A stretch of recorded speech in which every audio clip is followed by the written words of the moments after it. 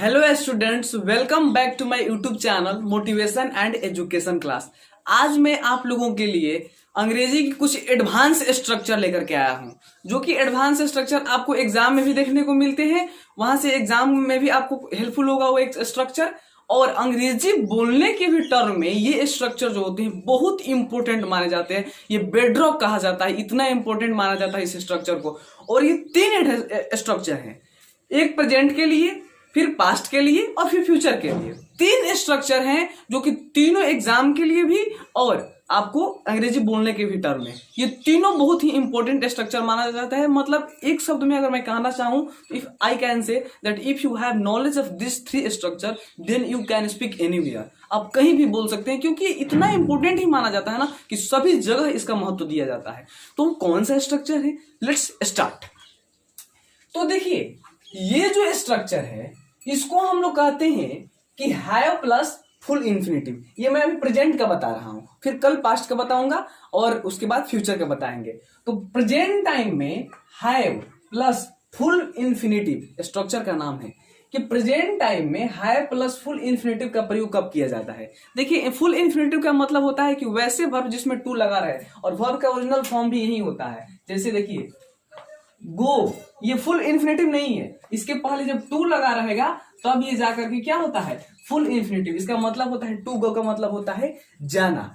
तो जो original verb होता है इसका अंग्रेजी में रूप ऐसा होता है टू गो, ना कि केवल गो। ओरिजिनल वर्ब का रूप केवल गो नहीं होता है, टू गो होता है। और हिंदी में जो क्रिया का मूल रूप होता है उसमें ना लगा रहता है लास्ट में। जैसे टू गो का मतलब जाना। तो याद रखिएगा, जो ओरिजिनल वर्ब होता है उसका रूप होता है ऐसा, to go, to read, to teach. ये फुल इंफिनिटिव इसे कहते हैं, ठीक। और हिंदी में जो क्रिया का मूल रूप होता है वो उसमें लास्ट में ना लगा रहता है, जैसे पढ़ना, खाना, रोना, हंसना, बोलना, पीटना। तो हिंदी में क्रिया का मूल रूप के अंत में ना लगा रहता है, और अंग्रेजी में क्रिया के मूल रूप के पहले टू लगा रहता है। तो इसलिए इसे फुल इंफिनिटिव कहते हैं। और एक होता है वेयर इंफिनिटिव, जहां पे टू नहीं लगा रहता है, केवल गो लगा रहता है, तो वो वर्ब का मूल रूप नहीं होता है, ये वर्ब का मूल रूप होता है।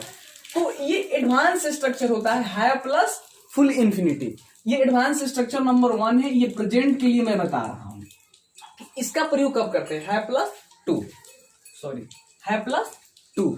तो देखिए, इस स्ट्रक्चर का प्रयोग के पहले मैं आपको बता दूं कि प्रेजेंट टाइम में, यानी जो समय चल रहा है अभी, प्रेजेंट टाइम में जब हम अपना इंटेंशन व्यक्त करते हैं, अपना इरादा व्यक्त करता है, तब हैव प्लस फुल इंफिनिटिव का प्रयोग किया जाता है। क्या बोले, जब हम प्रेजेंट टाइम में अपना इंटेंशन व्यक्त करते हैं, अपना इरादा व्यक्त करते हैं कि हमें ये काम करना है, ठीक, या तुमको ये काम करना है, अपना इंटेंशन दिखा रहे हैं किसी के प्रति कि राम को खाना है, उसका इरादा है, मैं अपना इरादा बता रहा हूं कि तुम्हें खाना है। तो जब हम प्रेजेंट टाइम में अपना इंटेंशन या किसी व्यक्ति का इंटेंशन का मतलब होता है इरादा व्यक्त करना, अपना सोच व्यक्त करना। जब हम अपना सोच व्यक्त करते हैं कि हमें ये काम करना है या उस व्यक्ति को ये काम करना है, तो हैव प्लस में फुल इंफिनिटिव का प्रयोग करते हैं। जैसे देखिए, ये स्ट्रक्चर है, आप लोग नोट कर लीजिएगा, स्क्रीनशॉट ले सकते हैं लास्ट में। देखिए, एज फॉर एग्जाम्पल मैंने यहाँ पे लिखा है कि मुझे जाना है, मुझे जाना है। जैसे हम लोग कहीं जाते हैं घूमने फिरने के लिए और वहां के रिश्तेदार बोलते हैं कि आज मत जाओ, कल जाना, तो हम लोग कहते हैं ना, नहीं मुझे जाना होगा, मुझे जाना है, बहुत जरूरी है, मुझे जाना है, कोई रोक नहीं सकता है। तो हम क्या कर रहे हैं, उस समय अपना प्रेजेंट टाइम का इंटेंशन व्यक्त कर रहे हैं, अपना इरादा व्यक्त कर रहे हैं, इरादा शो कर रहे हैं कि नहीं मुझे जाना है, आप मुझे नहीं रोक सकते हैं। तो वहां पे कैसे बनाएंगे, मुझे का होता है आई, ठीक। यहां पे देखिए मैंने बनाया हुआ, मुझे का क्या होता है आई, और क्या बताया कि प्रेजेंट टाइम में इंटेंशन व्यक्त करने के लिए हैव प्लस में फुल इंफिनिटिव का प्रयोग करते हैं। तो यहां पे हैव है, ठीक है। अब फुल इंफिनिटिव का क्या होता है, टू लगेगा, और जाना का गो, तो फुल इंफिनिटिव टू है ये यहाँ पे, आई हैव टू गो, मुझे जाना है। वैसे ही है कि यहाँ पे कि तुम्हें पढ़ना है, तुम्हें पढ़ना है, ये तुम्हारे लिए क्या है, तुम्हारा हमारा इरादा क्या है कि तुम पढ़ो, तुम घूम नहीं सकते हो, अभी तुम अभी खा नहीं सकते हो, तुमको पढ़ना है। ठीक, तो इसको कैसे बनाइएगा, यू प्लस में क्या होगा, हैव, फिर टू, फिर उसके बाद से पढ़ना का read. You have to read, you can not do anything else. आपको पढ़ना है, आप कुछ दूसरा काम नहीं कर सकते हैं। तो याद रखिएगा, बोलने के टाइम में भी और स्ट्रक्चर के भी टाइम में, जब एग्जाम में, मतलब मेरे कहने का मतलब एग्जाम दे रहे हो वहां पे भी, स्पोकन के भी टर्म में अगर आपको ऐसा मिले तो आप गलती न करिएगा। हैव प्लस टू का प्रयोग होता है प्रेजेंट टाइम में इंटेंशन व्यक्त करने के लिए। अब देखिए यहाँ पे एरर कैसे बन सकता है, या 12th स्टैंडर्ड के जो एग्जाम होते हैं, बीपीएससी का कोई भी एग्जाम हो, बीएससी भी का हो, बिहार बोर्ड का हो, या किसी भी बोर्ड का एग्जाम हो, जब 12th स्टैंडर्ड का एग्जाम होता है तो इसमें आपको एरर मिलता है। यहाँ पे ये लोग करते क्या है एग्जाम में, देखिए करेगा कि यू, अब मान लीजिए कि यहाँ हैव दे दिया है, टू यहां से हटाएगा, ऐसे करेगा। ऑप्शन में रहेगा to, in, for, of, to, in, for, of, 4 go option है, आपको चूज करना है। You have to choose the correct option. तो अगर आपको पता है ये स्ट्रक्चर की हैव के बाद से फुल इन्फिनेटिव का प्रयोग किया जाता है, यानी फुल इन्फिनेटिव में टू आता है, तो यहाँ पे आप टू प्रयोग कर दीजिएगा। अगर नहीं तो आप सोचिएगा कि प्रीपोजिशन है, यू दूसरा मार्क प्रयोग करके आ जाइएगा, पता चलेगा कि आप इन प्रयोग कर दिए, ऑफ प्रयोग कर दिए, या फोर कर दिए, कुछ दूसरा ही प्रयोग कर दिए, ये गलत हो जाएगा।